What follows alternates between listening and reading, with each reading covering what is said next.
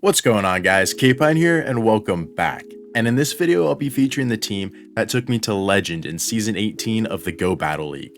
Shadow Gligar Lead, Annihilape Safe Swap, and Charjabug in the back. Now if you're new to the channel, with these Legend videos and complete team breakdowns, I like to explain how to play out some of the more common leads and safe swaps you'll see, and that's exactly what I'll be doing here. The first 5 battles will be my Legend set, and the remaining battles will be to cover those other lead and safe swap scenarios. But before we get into that, a little bit of inspiration behind the team. The meta is just completely overrun with water types, hence why I have Charjabug to punish any of those safe swaps. Lanturn was an option, but because I have an Annihilape, I had to go with the bus because otherwise I'd be too weak to Cresselia. And speaking of Annihilape, why not? It's just so overpowered, I wanted to run it, it's fun to use, so that's why it's here. Plus, I'm running Night Slash instead of Ice Punch just because I love the pacing and bait potential. But if you do want to run Ice Punch, it's very viable too, especially since it's as a safe swap. Now for the lead, I actually started this team out with Shadow Feraligatr instead of Shadow Gligar, and it did really well at first. But then the meta shifted some and it was nearly impossible to beat the Basti Wiggly Vic team or just a Wiggly lead in general, so I made an adjustment, landed on Shadow Gligar, and well, it pulled its weight. As you can see here, I actually ended up getting a 4-1 right before the Legend set, which only gave me 38 ELO and put me at 29.99, which I thought was kind of funny. But no more stalling, this is going to be a longer video as is, and with that, let's get right into the battles. Alright, getting to the first battle of the Legend set, we lead Shadow Gligar into Charjabug, and now this one's actually going to be focused on a Poliwrath safe swap. Poliwrath safe swap is more often than not trying to bait out an Annihilape so their back Pokemon does not have to see it. And you have to be careful with that because if it's a Shadow Poliwrath and they land a Scald, they can actually shield and then flip switch advantage. So if you bring in your Annihilape against a Shadow Poliwrath, you're going to have to be forced to give up a shield in that situation, which is why I recommend coming with the Charjabug. And if you're quick on your reaction, like they safe swap the Poliwrath, they only throw one counter, then you bring in your Charjabug, you can outpace to the discharge before they reach a Scald. But if you're slow on your counter swap like I am here, you let the Poliwrath get at least 2 counters, then they will get to the Scald on the scene and be tied to the discharge, again forcing a shield from your Charjabug or taking switch advantage. So in this situation, like it was with me, I was slow on the safe swap, so I threw an Aerial Ace first and then went into my Charjabug to guarantee switch advantage. We're able to take game 1 as we lead into game 2 against a Lanturn. Lanturn leads are tricky against the Shadow Gligar. I don't think I have ever had a Lanturn no shield a dig. Every single Lanturn lead I've gone against has shielded this first dig without fail 100%.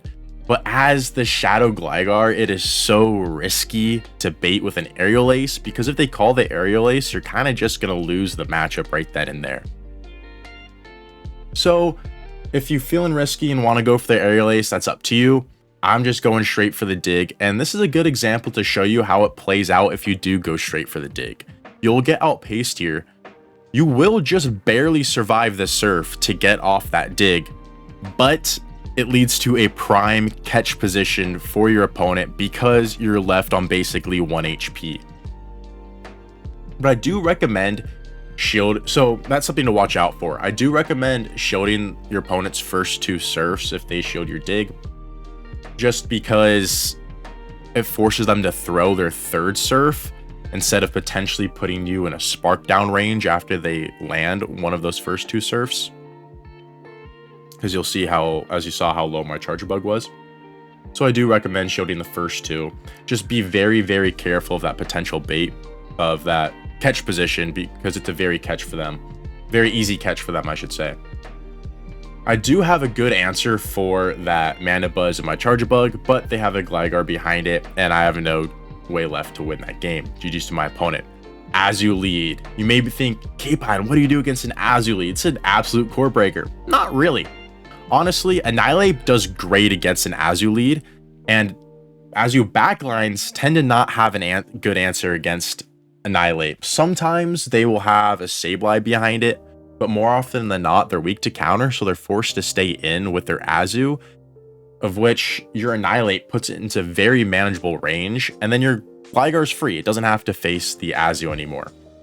But when you counter swap in with your Annihilape, do that one turn it takes to swap, good timing is now going to be throwing your Shadow Ball right away after 8 counters or after 11 counters. I recommend throwing after 11 counters, however, because you kind of want your opponent to throw first. Since it's on a little bit of wonky timing, you're trying to see if your opponent is going to throw an alignment and give you a counter for free. And if they do, that's great, and you're in a better position. But as you'll see here, the 2-shield scenario, Annihilape gets to land a Shadow Ball and brings the Azu deep into the red. So now we're going to bring our Gligar in and just go for the wing attack down. If your opponent swaps out like they do here, you'll have to read it based off of what they have.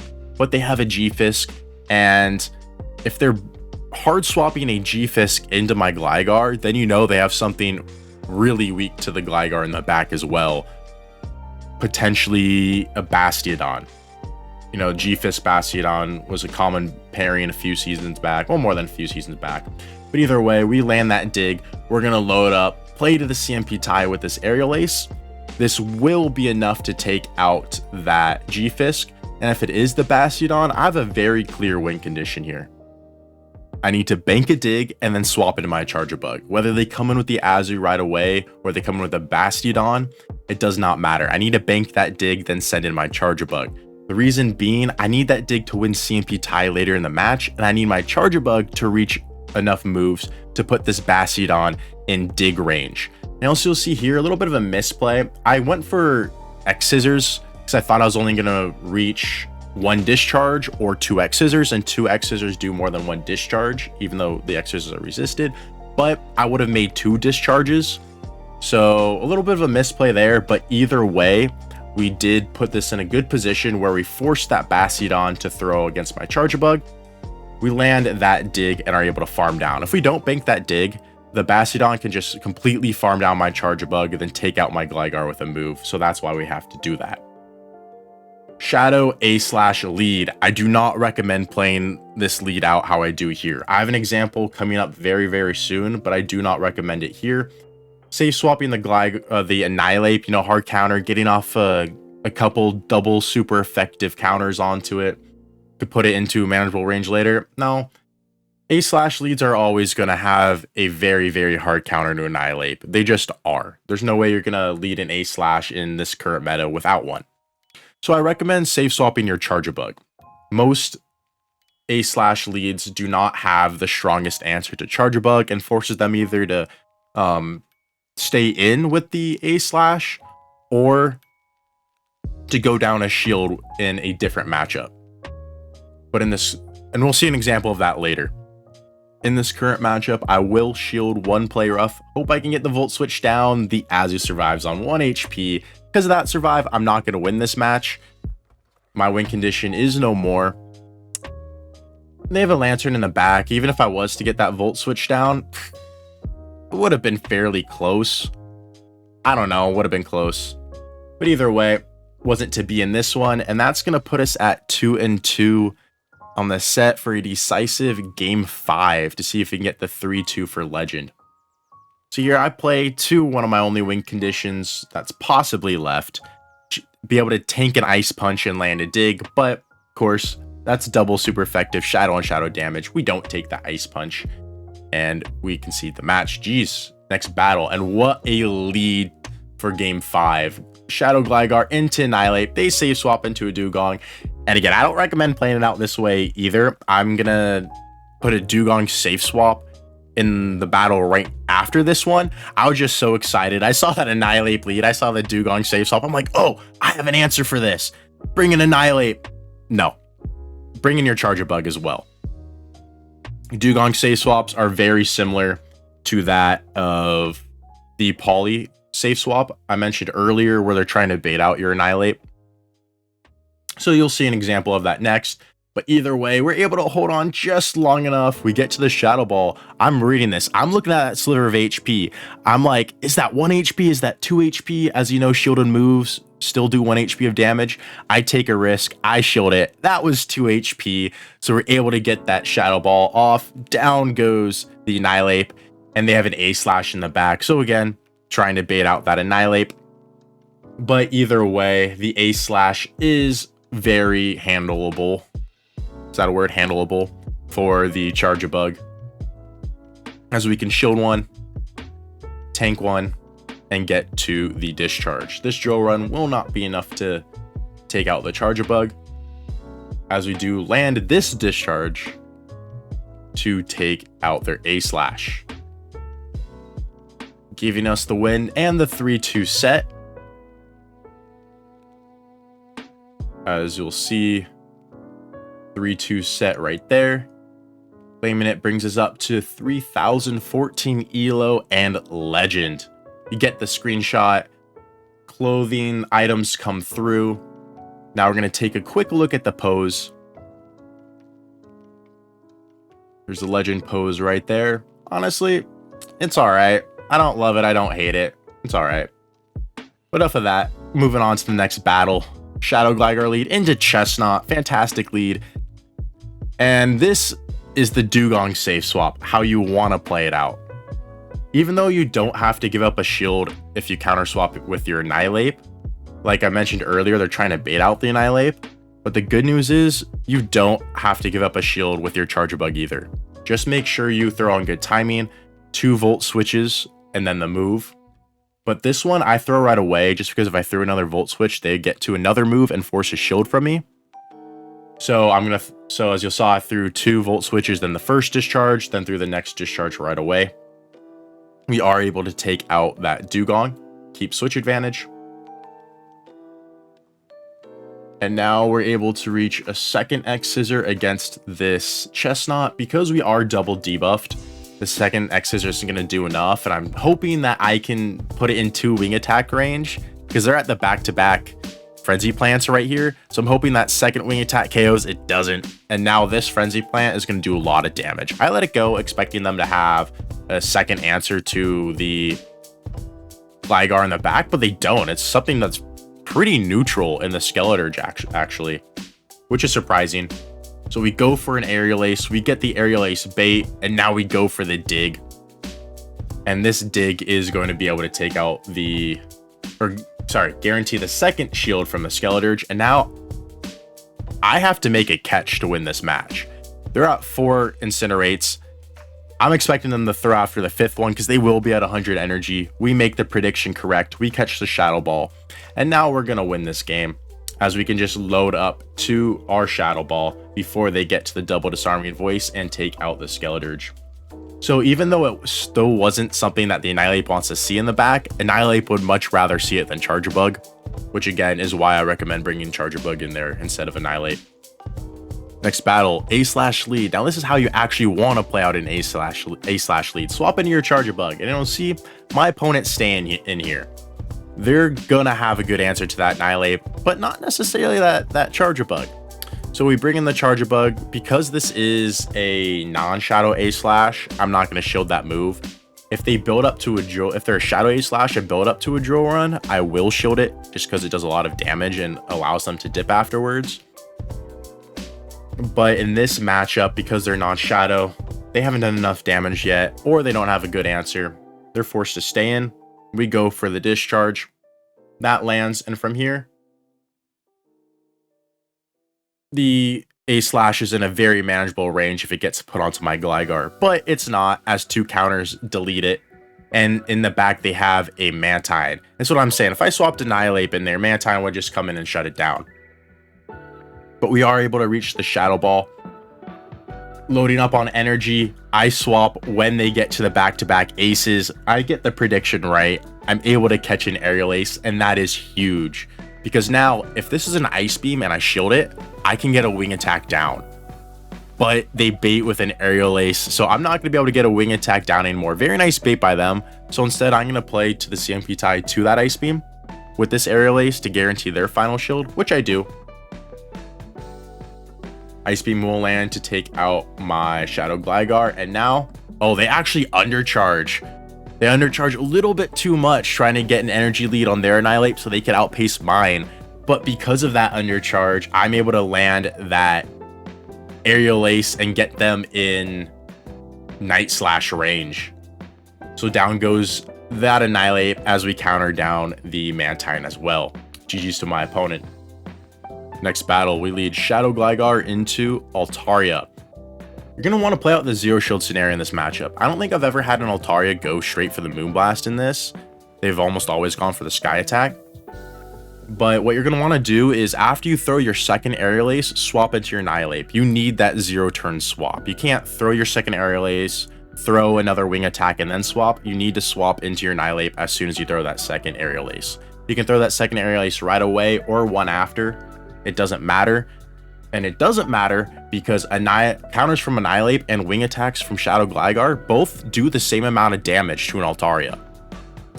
So it doesn't matter if you throw that one extra or not, but either way, you have to swap into your Annihilape as soon as you throw that second Aerial Ace to get that 0-turn swap, because you'll be able to get that counter down of the Altaria before they reach that second Sky Attack. If you get that 1-turn swap, they will reach that second Sky Attack. So you have to play it out exactly as I described there. And my opponent did not want to see the Annihilape in the back so they can see GG's. Next battle, Mantine Lead, Core Breaker, or is it? If you get the shield call correctly, this becomes a fairly decent matchup for the Shadow Gligar. If you no shield the Aerial Ace, or you shield either that Ice Beam or the Water Pulse, it's a fairly good matchup for the Gligar. We do get the shield call correctly, and the reason why I say that's good is because if you overfarm and play to the CMP tie against a Mantine, this second Aerial Ace will take it out before, we'll take it out, as you saw. If they have an extremely defensively weighted Mantine, they will reach a bulk point, so your Wing Attacks do 3 damage instead of 4. But those defensively weighted Mantines are few and far between. Like, there's not many IV spreads that will give you one of those. So it's fairly consistent. Your Wing Attacks will be doing 4 damage. Here, I decided to give up a shield to the Scald because I'm thinking they have a Mantine lead. Mantine's out of the way. Annihilape's going to go to town in the back. So I want to shield the Scald. I want to preserve HP.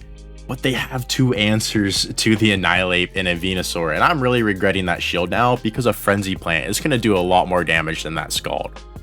So I will be able to land one X-Scissor. The second one will get a shield from my opponent. I did overfarm a lot with my Annihilape and have a ton of stored energy. And this matchup's going to be very, very close. My opponent overfarms to get to the back-to-back Frenzy Plants. This one will land on the Charjabug to take it out. I go for the Night Slash right away, hoping to win CMP tie, which I do. So I will force their final shield. And now this matchup is going to be very, very close, because this Frenzy Plant will land against my Annihilape.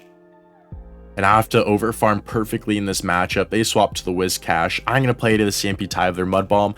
I'm 2 counters away from another Night Slash. Can I survive 2 Vine Whips to get to it? I don't. I go down with the move, and my opponent takes that one. GG's, well played. Next battle, Shadow Gligar into Vigoroth. This is a matchup I like to play in the 1-shield scenario, and I'll go straight for the Dig. Dig does around 50% to a Vigoroth, and after the Wing Attacks and you giving up 1 shield, it puts the Vigoroth in Dig range. So I will tank 1 Body Slam. Vigoroth does win the 0 shield against Shadow Gligar, by the way, just for a reference. So second Body Slam comes through. This one will get a shield from us. As you'll see, these Wing Attacks are starting to chunk the Vigoroth. So we'll load up, fire off the Dig right before their 3rd Body Slam, which, as you'll see, puts them below 50% health. Dig will take them out and give us switch advantage to where they come in with an Altaria. And I can't swap out of here. I need to put the Altaria onto my Charjabug. So I'm going to get an Aerial Ace's worth of chip, which is nice. Let them Dragon Breath me down and then bring in my Charjabug. They do reach their move and throw on very nice timing right before I get to the discharge, as it is the Moonblast. Fortunately, we do not get the Moonblast debuff. Throw 1 more Volt Switch, and then the discharge brings them into the red, and now they're going to swap into a Lanturn. And this is a fairly straightforward win at this point. And get an X's worth of chip, counter swap into my Annihilape, and here I can just go for double Night Slash and safely win this game. My opponent is throwing a move first though. I decide to let it go. It is the Surf, and if this game wasn't over before, it definitely is now, as I can shield the Surf, and I will throw my Night Slash before they get to a 3rd Surf. if I'm not able to counter down in time, but I'm able to counter down in time, leave with 100 energy, and my opponent knows that the match is over at this point, so they let the first Night Slash go, and I'm able to take that match. GG's. Next battle, we lead Shadow Gligar into Talonflame. You want to stay in here and throw your Aerial Ace after 7 wing attacks for good timing against a 5-turn move user like Talonflame or Skeledirge. You want to throw after 2 wing attacks or 7 wing attacks. So you throw after 7 wing attacks, Aerial Ace lands, and here you can let this go. Whether it's a Flame Charge or Fly, you're gonna be able to just barely hang on and get off this final Aerial Ace to force a shield from your opponent or get switch advantage. You force that shield from your opponent, you bring in your Charjabug, you shield their move, and then you Volt Switch down. If they swap out like my opponent did in this matchup, it depends what they come in with. They come in with a Lickitung, so I'm going to get an X's worth of chip and then counter this bad boy all the way down. I do have a shield call to make right here, and unfortunately I do get baited, and because of that shield call, I am going to have to throw a Night Slash, otherwise they would reach a Power Whip. If I got the shield call correct, I could have countered down. So very nice play by my opponent, a little unfortunate, but they bring in back in the Talonflame, and watch the power of Annihilape right here. We shield the Fly, and guess what? We get the counter down before they reach their second Fly, and in the back, they have a superior, and this match is just over. My opponent's only win condition at this point is to call the Night Slash bait, since I have a full health Charjabug with access to X-Scissor, but we don't fall for that bait. We go straight for the Shadow Ball, and then the Night Slash on the CMP tie for good measure. As the Aerial Ace takes us out, and now we can just Volt Switch down the superior. No need to throw any move, plus they still have a shield. They will give us a little bit of a parting gift with one last Aerial Ace, but Charjabug shrugs that off just fine, and we are able to take the match. GG's. Next battle, we lead Shadow Gligar into an opposing Shadow Gligar.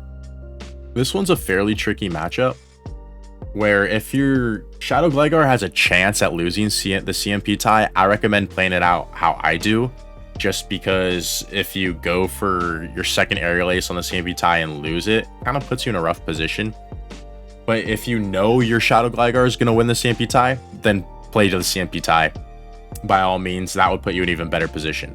But since I'm not sure if mine's going to win or lose it, I'm just going to overfarm, shield their second Aerial Ace, overfarm, and go for my Aerial Ace right before they reach another move. If they shield this, then again, I'll go for the CMP tie, but most of the time they're just going to let it go, concede switch advantage, and come with something to get farm. In this case, they come in with a Licky. I can dig it, swap into my Annihilape, and then go about the match from there.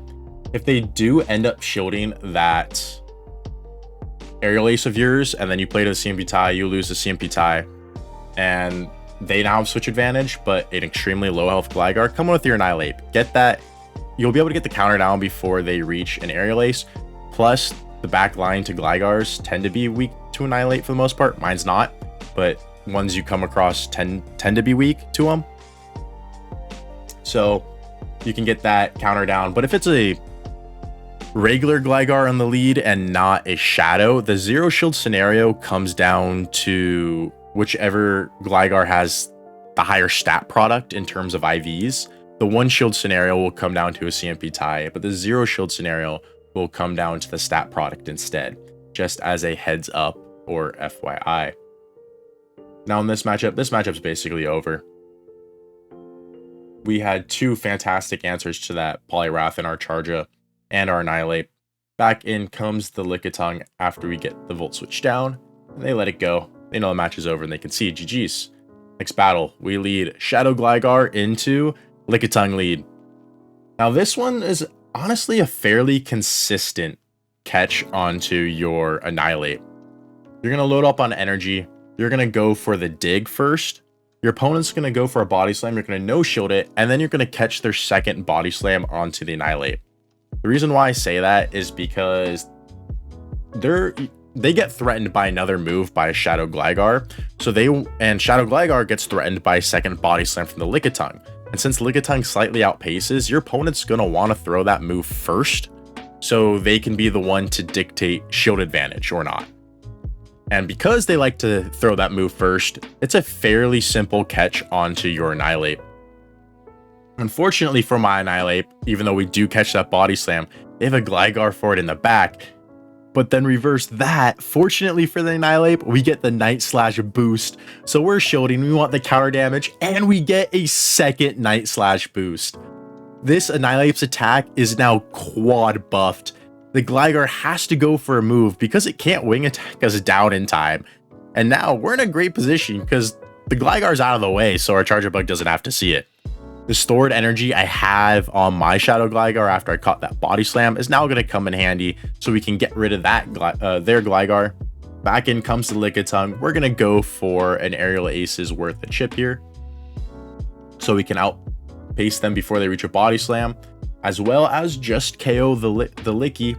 They have an Annihilape in the back, and this match is over. My only lose condition here would be shielding a Night Slash and them getting the boost to then land a Shadow Ball. So you're going to want to let that move go 10 out of 10 times, as even if they do full send the Shadow Ball, you'll be able to survive it, shield their next move, and then get to the back-to-back discharges. Discharge number 1 will get the shield from my opponent, and discharge number 2 will be enough to take them out. GG's.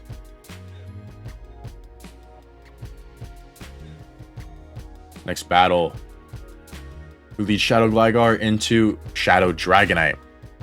Now this one, I'm going to explain how to play out the Shadow Dragonite lead right here, and then I'm going to explain how to play out the Shadow Dragonair lead. Shadow Dragonite lead, you're going to shield their first move, go for double Aerial Aces. Once I get to the back-to-back, I'm going to throw the first Aerial Ace.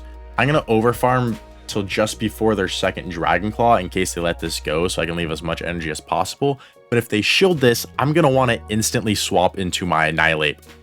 Because by instantly swapping into my Annihilape, I can shield this move and then outpace to a Night Slash before they reach a third Dragon Claw. So that forces them to either switch out or allows us to get rid of their Dragonite. Shadow Dragonair lead. Shadow Gligar can actually win the 2-shield scenario against a Shadow Dragonair lead, going straight Aerial Ace. So you're going to go for 3 Aerial Aces in that matchup, double shielding along the way, and you'll be able to take switch advantage. Taking switch advantage is crucial against Shadow Dragonair lead, since most of them have a very alignment dependent back line. And by you forcing to take switch in that scenario, you're the one dictating the alignment. So you can place your Charjabug where you want it and your Annihilape where you want it. Back to this matchup, we're able to take down that Lanturn. They have a Shadow Poliwrath in the back, and this match is all over. So we land the Volt Switch. They try and snipe with the Dragonite, but one wing attack does it for us. One wing attack from our Gligar takes out their Dragonite. We bring back in the Charjabug, get the Volt Switch down. That's a good game. GG's to my opponent. Final battle of the video, Whiscash Lead. Now, regular Whiscash and Shadow Whiscash do play out differently, so I'm going to explain how to do the regular first and then the Shadow after. Regular Whiscash Lead, you're going to shield their Scald, and if they get the debuff, you're just going to go straight for the Dig, as they're most likely not going to shield it. If they do not get the Scald debuff, then it's your choice to Aerial Ace bait or Dig, or full send the Dig, as there's a chance they could shield it. But regular Whiscash, they let your Dig go, you're going to let their second Scald go, as all you're looking to do here is get damage onto that regular Whiscash. They shield your Dig, you're going to shield their second Scald and play it out. Go for the Dig again, get some damage. They'll land a third Scald, it won't take you out. They'll have to go for another Mud Bomb, in which case you'll then be able to land another Aerial Ace or whatever after that.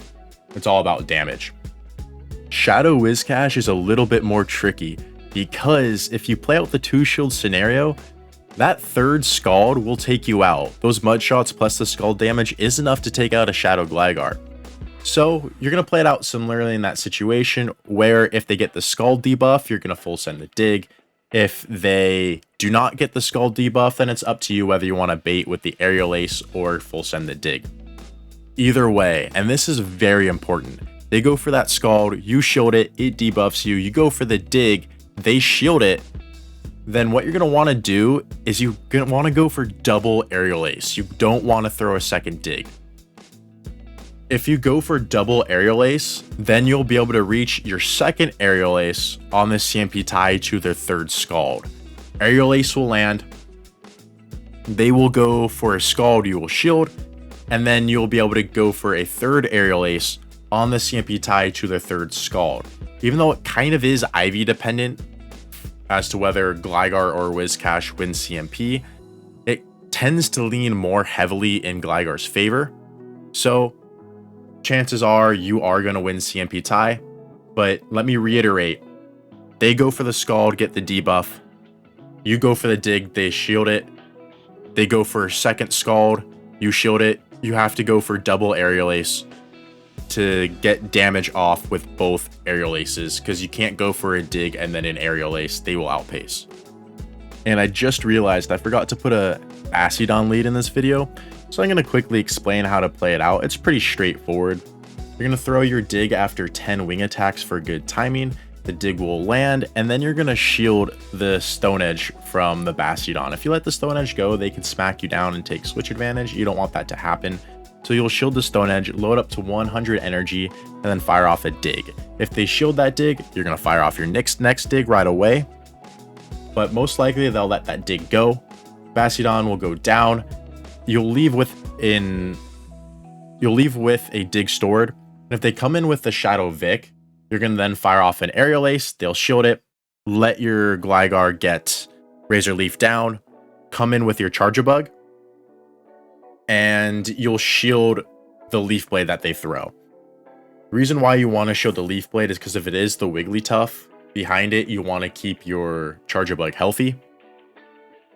And then you'll just play it out from there. If they come in with your Wigglytuff against your Gligar, you'll go for the dig, and then you'll instantly swap into the Charjabug and shield the move that the Wigglytuff throws if it stays in, or if they counter swap into their Vic, you'll shield their Leaf Blade like usual. For those that have stayed until the end of the video, thank you so much. These types of videos take quite a bit of more time and effort to do, so I really appreciate the support behind it.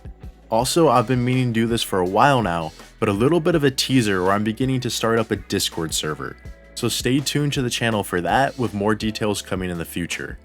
Anyways, thank you guys so much for watching. I really do appreciate ya. If you enjoyed it, please drop a like, subscribe, and comment down below. Love to hear what you have to say. And with that, I'll catch you in the next one.